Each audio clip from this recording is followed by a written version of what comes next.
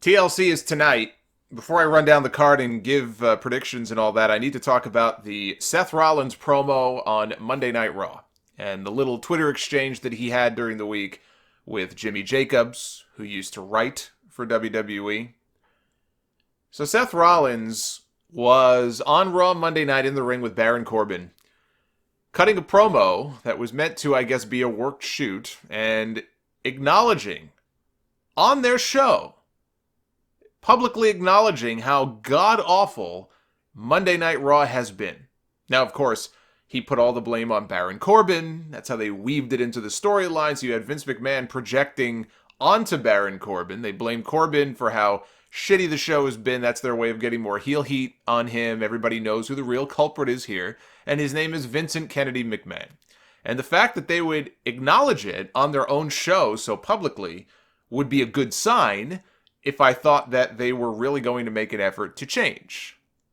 Now, they have already announced that Vince McMahon himself will be returning to Monday Night Raw tomorrow night to shake things up.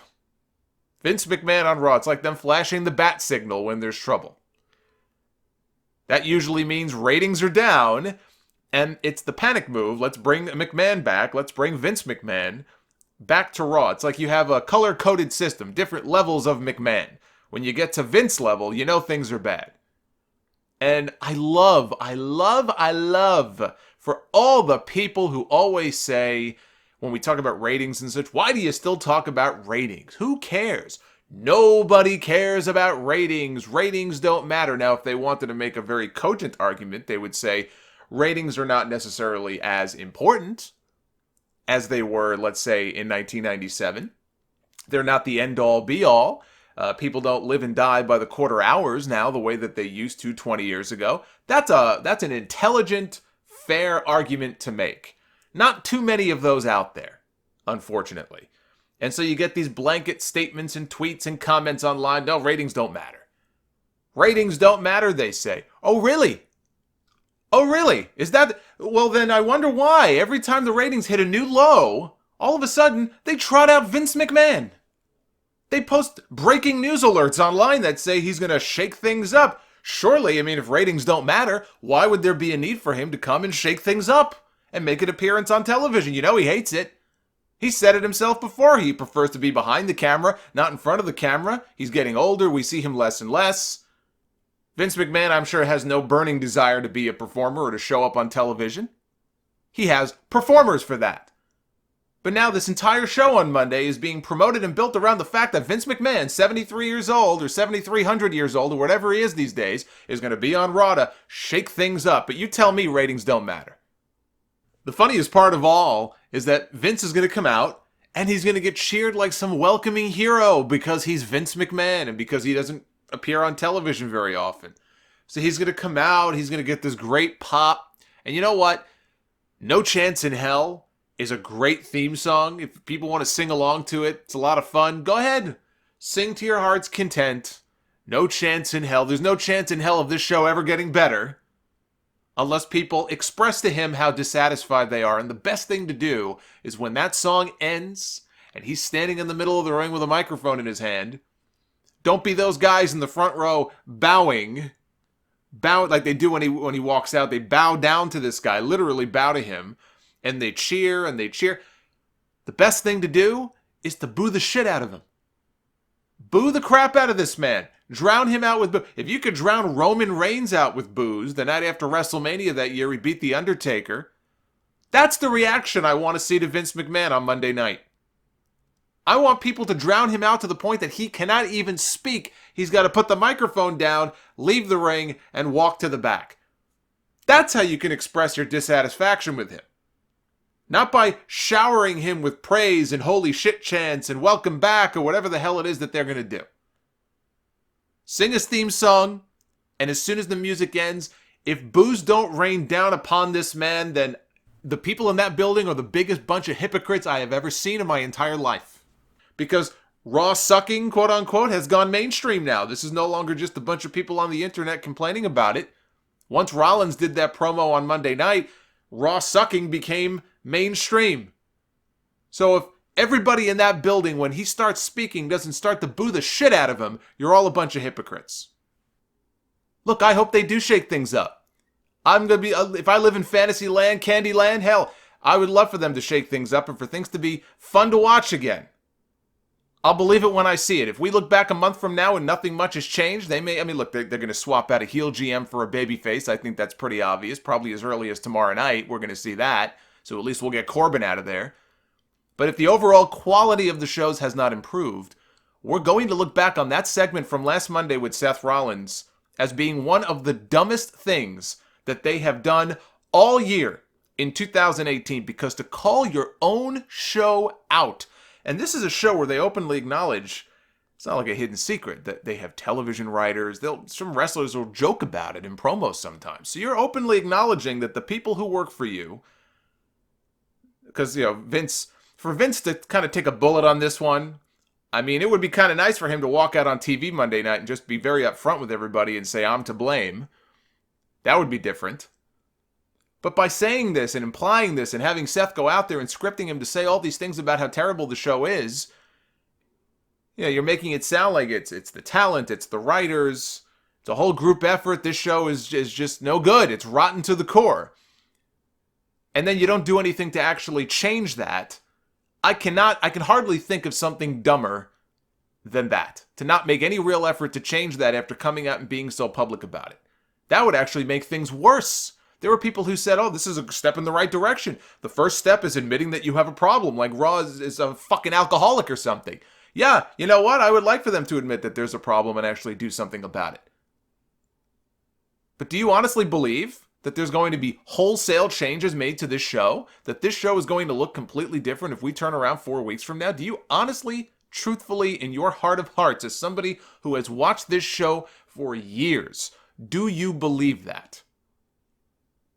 So when we look back in a month and nothing much has changed, at that point, they're just openly trolling their own fans. Rollins in this promo, he pointed out, and these were his own words, dwindling fan interest, dwindling television ratings. By the way, another record low set this past week, down to 2.19 million viewers. That's a 1.58 Nielsen rating. Raw did a 1.58 last Monday night. That is with a free tables, ladders, and chairs championship main event that they promoted throughout the entire show. They had Seth Rollins defending against Braun Corbin. There's a hybrid for you, Baron Corbin.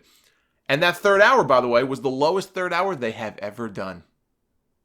Well, of course it was. The minute you announce that Baron Corbin is in your Raw main event, people go, peace out. I've got better things to do. Giving away a TLC match for free on TV, that doesn't bother me.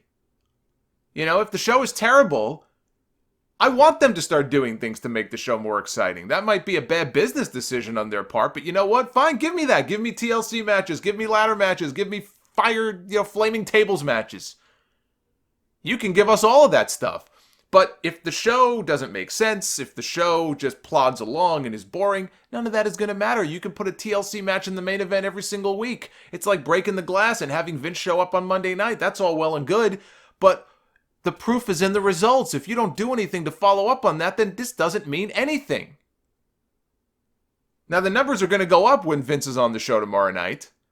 And they were going to go up a bit anyway, I'm sure, once all those bowl games are over. The football stuff is gone at the beginning of January. Then you're getting into Royal Rumble season. The numbers generally, I think, trend up around that time of year. So you're going to have people who say, well, you see, it's all cyclical.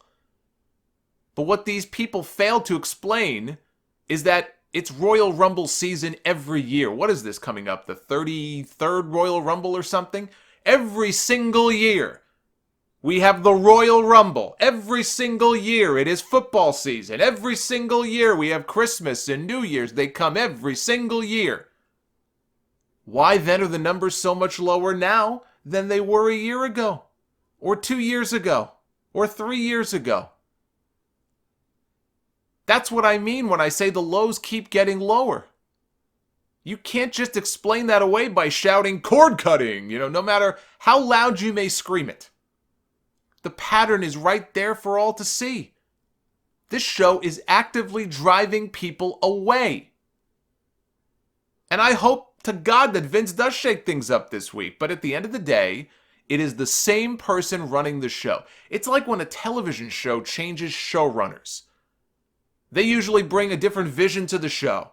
God knows a show like The Walking Dead, for example, has gone through their fair share of showrunners. Now imagine having the same showrunner for 25, now almost 26, straight years. You can see how things might get a bit stale. Now this Twitter exchange that I mentioned a little while ago, Jimmy Jacobs, former WWE writer and wrestler, he was responding to a tweet from somebody and he wrote, writing a 3-hour wrestling television show every single week is, in his words, fucking hard. Seth Rollins chimed in. He's good friends with Jimmy Jacobs. He goes, that's one thing I don't think people understand. 5 hours of live TV every single week. Add in all of the extraneous variables that affect the final outcome, like he's a math professor here. And it's a modern miracle that the shows come together as well as they do. That's from the top, arguably one of the top stars on Monday Night Raw. Then a fan tweeted, oh, I don't doubt it. You know, SNL struggles with 90 minutes on most weeks, but how do you think the creative process can be improved? And Jimmy Jacobs says, that's a great question. If you come up with an answer, let me know. Well, I could think of a few ways, but I don't think USA Network would be very happy about that. And look, and I said this on Twitter as well. It's a tough job. It is a stressful job. I don't doubt that for a second. Look who they work for, okay? I don't doubt for a second that it's very difficult and very stressful, and there's a lot expected of you, and very often you can write and do all this work only to have it just, boom, get blown up. You know how frustrating that must be? I don't doubt that. And they have a lot of different writers, a lot of different people tasked with writing these shows. We read reports the last 2 weeks from reliable sites too, whether it's The Observer, PW Insider, that these shows at the last minute and the hours before the show are being rewritten by Vince McMahon. They're being blown up and rewritten by Vince McMahon. I am sure that it is frustrating for everybody. But at the end of the day, a bad show is still a bad show. Now think about what Seth Rollins said there in that tweet. Think about how bad Raw has been. And for him to call it a miracle that the shows come together as well as they do. Talk about faint praise. Imagine being on a job interview. Your prospective employer is sitting across from you and they start asking questions about your lack of job accomplishments in your previous position. They're missing here from your resume. And it's in your cover letter. Normally you would list all the achievements and the accomplishments and things that you've done, and boy, this thing is awfully thin. Oh, well, you have no idea how hard things are. 3 hours, these hours are long, and I haven't been able to sign up any new clients. It's a miracle I've been able to come in and do even a decent job. Hire me. Would you hire that person? No, of course not. You would get thrown out of there faster than Uncle Phil tossing Jazzy Jeff out on his ass on The Fresh Prince. You can't just explain away the same matches over and over and over again by saying, oh, my job is hard. My job is hard. You can't just explain away an entire pay-per-view promoted around the idea of Raw versus SmackDown and then have one show get swept, but not really, but we'll go with their story, get swept by the other show, and then 2 nights later have your 2 authority figures, because 2 is better than 1, come out on television and not sell an ounce of anger. I'll spare you the laundry list of nonsense. You've all heard it before. It's real easy to explain everything away by saying, boy, 3 hours is hard. They have 24, maybe more, people writing 5 hours of television every single week. Years ago, you had Vince McMahon, Pat Patterson, and Bruce Pritchard sitting around Vince's pool, booking out their storylines for the next 6 to 12 months. Those were simpler days. They didn't have live television to worry about. They didn't have 2 giant rosters. Far less talent then, as far as actual bodies on the roster, than they do today. So yeah, a lot has changed, admittedly, since those days. But fast forward a few years later, they start paying attention to things like quarter hours and demos. It was Russo and a handful of people working with Vince to produce 4 hours of television every single week. they made it work. Today, like I said, you read stories about Vince blowing things up and rewriting things at the last minute before they go on the air. I'm sure it makes everybody want to pull their hair out of their head.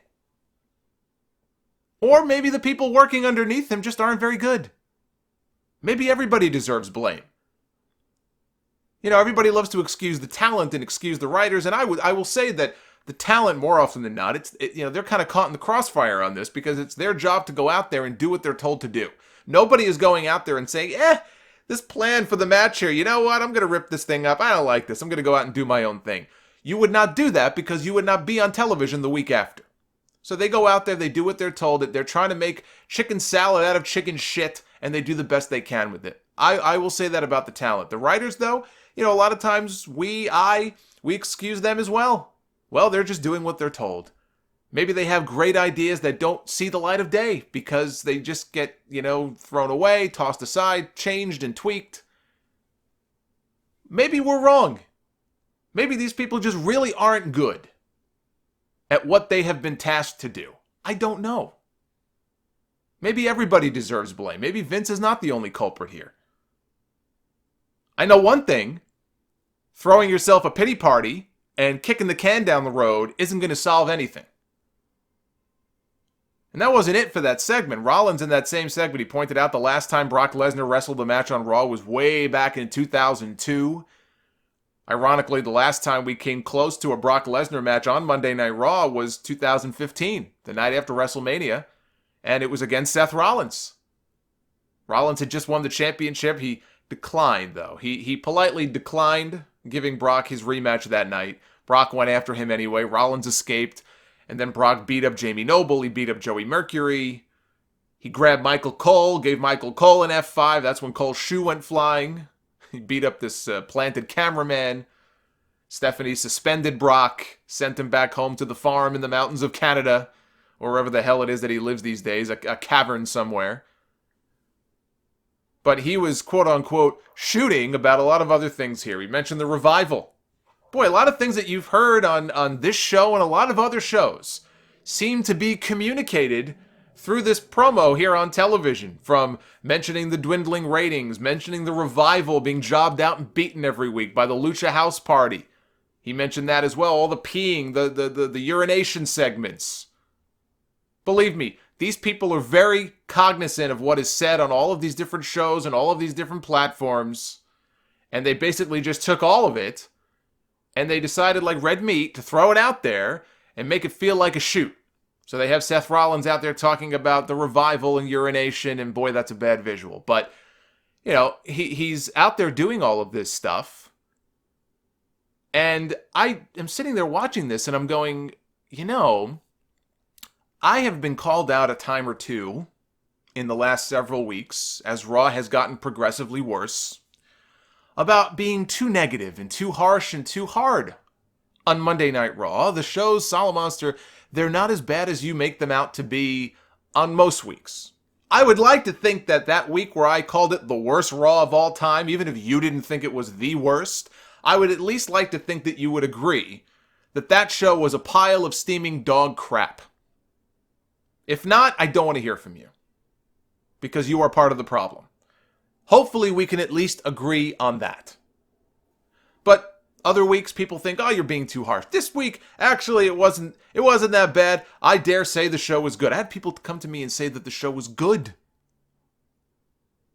Where are those people now? Seth Rollins, on television, the company publicly admitting that this show is garbage. Where are these people now? They're all at the farm. The funny farm. When the company itself admits that their shows are garbage, all of a sudden these voices grow silent. And it's like Xavier Woods calling the fans entitled infants for complaining about Raw. And I thought the same thing a lot of you did too after that. Would he say the same thing to someone like Taz, for example? Or any other wrestlers who have voiced their opinion about Raw in a negative way over the last few weeks? Would he do that? Of course not. Of course not, because the fans make for an easier target. Remember that Gold Dust tweet from a few months ago? I need to remind people every few months. I got to remind people about this so it doesn't get forgotten. You really want to know what they think of your opinion? Remember Goldust tweeted back at a fan to say to I think a fan had tweeted, well, I would have liked to have seen, and then he like pitched some kind of idea. Again, it was not disrespectful or anything, but tweets back at a fan and said, oh, thanks for your 2 cents. But unfortunately for you, it ain't worth a thin dime. That's what they think.